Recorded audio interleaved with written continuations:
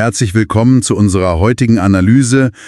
Haben Sie sich je überlegt, welche Art von Brücken Sie eigentlich bauen könnten, wenn Sie eine neue Sprache lernen? Eine spannende Frage. Wir beschäftigen uns heute damit, wie das Beherrschen einer Fremdsprache Sie verändern kann. Wir stützen uns dabei auf den Text Die Macht des Sprachenlernens. Und es geht dabei, so viel sei gesagt, weit über Vokabeln hinaus. Wir schauen uns an, wie Sprache, kognitive, kulturelle, soziale und auch berufliche Verbindung schafft. Genau. Eine faszinierende Idee eigentlich, dass Worte, dass sie wirklich Welten erschließen können. Ja, oder? In der Tat. Und der Kern des Textes liegt ja darin, zu beleuchten, wie genau dieser Prozess funktioniert. Also wie er das Denken schärft, den Zugang zu anderen Kulturen vertieft, soziale Netze knüpft und auch berufliche Wege ebnet. Es ist sozusagen eine Art unsichtbare Stärke, die wir da untersuchen wollen. Genau das. Fangen wir vielleicht mal beim Denkapparat selbst an. Also das Lernen einer Sprache wird ja oft als Gehirnjogging beschrieben. Stimmt, der Begriff fällt oft. Und der Text hebt hier besonders die kognitive Flexibilität hervor, also die Fähigkeit, geistig beweglich zu bleiben. Flexibilität. Es gibt da Studien wie die von Bialystok und Kollegen, die wird im Text erwähnt. Die zeigen zum Beispiel anhand von Aufgabenwechseltests, dass Mehrsprachige effizienter zwischen verschiedenen Anforderungen hin und her springen können. Und Störfaktoren ausblenden. Genau. Das klingt doch nach einem echten Vorteil im komplexen Alltag. Das ist es auch. Aber der Text betont noch einen anderen Aspekt, finde ich, wichtig. Und zwar? Es geht nicht nur um Geschwindigkeit, also diese Beweglichkeit, sondern um die Art des Denkens. Ach so. Das Analysieren völlig neuer Sprachstrukturen. Denken Sie mal an die Bedeutung von Tonalität im Mandarin. Oder die komplexen Fälle im Deutschen. Ja, klar. Das zwingt das Gehirn zu einer analytischen Präzision und Anpassungsfähigkeit, die über reine Flexibilität hinausgeht. Verstehe.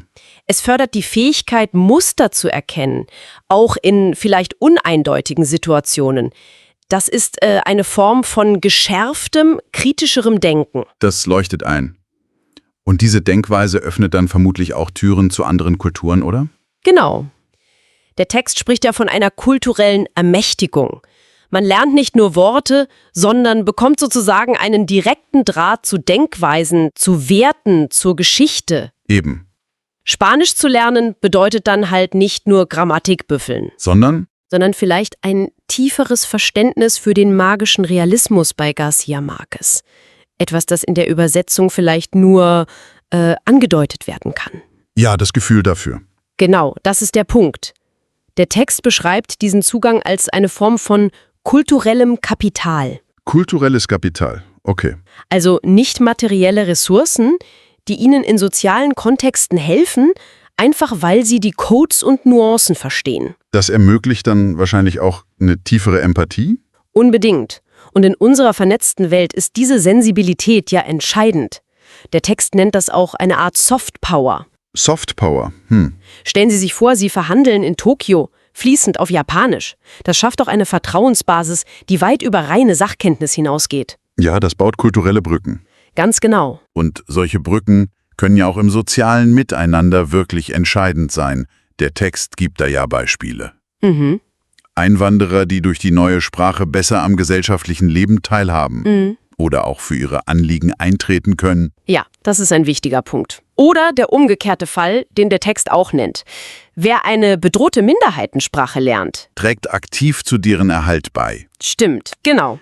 Das wirft natürlich die Frage auf, welche sozialen Türen sich für Sie ganz persönlich durch eine weitere Sprache öffnen könnten. Was der Text hier hervorhebt, ist die konkrete Anwendung. Also im sozialen Engagement oder auch im Bildungsbereich. Zum Beispiel? Schüler mit Fremdsprachenkenntnissen können leichter an internationalen Austauschprogrammen teilnehmen. Das ist klar. Aber auch Arabischkenntnisse können die Arbeit mit Geflüchteten erleichtern, Mandarin bei globalen Umweltprojekten nützlich sein. Und man sollte wohl auch das psychologische Moment nicht unterschätzen, oder? Auf keinen Fall. Im Ausland einen Kaffee auf Italienisch bestellen zu können oder eine politische Diskussion auf Deutsch zu führen. Das stärkt das Selbstvertrauen. Enorm. Und das Gefühl, dazuzugehören, das ist eine wirklich tiefgreifende persönliche Stärkung. Und diese persönlichen und sozialen Vorteile, die scheinen sich dann ja oft auch im Beruflichen auszuzahlen. Ja, das legt der Text nahe. Er macht ziemlich deutlich, dass Mehrsprachigkeit in der globalisierten Wirtschaft oft ein entscheidender Faktor ist. Absolut. Sei es in der Diplomatie, im internationalen Handel oder auch in der Technologiebranche. Ein Softwareentwickler zum Beispiel, der neben Englisch auch Spanisch spricht, der kann vielleicht leichter Teams über Kontinente hinweg koordinieren. Genau. Und die Daten aus dem Text, die untermauern das Ja. Es wird auf den American Council on the Teaching of Foreign Languages verwiesen, ACTFL.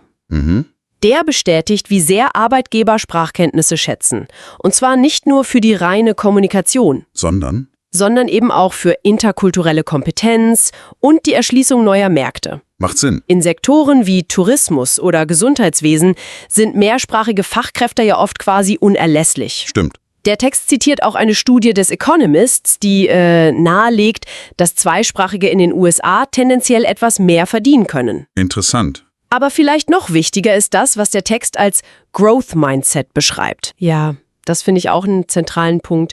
Beim Sprachenlernen entwickelt man Durchhaltevermögen. Und die Fähigkeit, mit Fehlern umzugehen. Genau.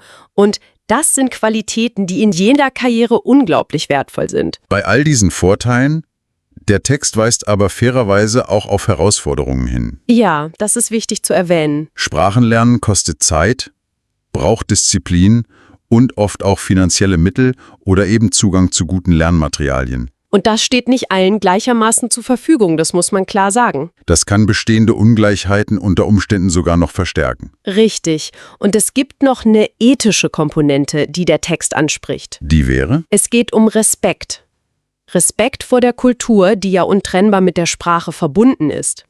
Man sollte eine Sprache nicht nur oberflächlich nutzen oder sich kulturelle Aspekte aneignen, ohne deren Bedeutung wirklich zu verstehen. Also keine kulturelle Aneignung im negativen Sinne. Genau. Verantwortungsvolles Lernen bedeutet laut Text eben auch, dieses sprachliche Kapital bewusst und respektvoll einzusetzen. Also für Verständigung, für Bildung, echten Austausch. Ja, anstatt es nur zur Abgrenzung oder zur Selbstdarstellung zu nutzen. Das führt zu der wichtigen Frage, wie geht man mit dieser Fähigkeit verantwortungsvoll um? Gut, fassen wir also vielleicht mal zusammen. Der Text, die Macht des Sprachenlernens, zeigt uns, dass eine neue Sprache wirklich weit mehr ist als nur ein Kommunikationsmittel. Absolut. Sie ist ein Werkzeug, um kognitive, kulturelle, soziale und ja auch berufliche Brücken zu bauen. Sie kann die Art, wie Sie denken und die Welt sehen, nachhaltig verändern. Sie gibt Ihnen die Fähigkeit, präziser zu analysieren, tiefere menschliche Verbindungen einzugehen und effektiver zu handeln. Jedes neue Wort, jede gemeisterte grammatikalische Hürde ist sozusagen ein Baustein. Ein Baustein für persönliche Entwicklung und globale Teilhabe. Man könnte sich also fragen, welche Sprache könnte Ihre ganz persönliche Brücke zur Welt werden? Und vielleicht noch ein letzter Gedanke, inspiriert durch unsere Lektüre heute.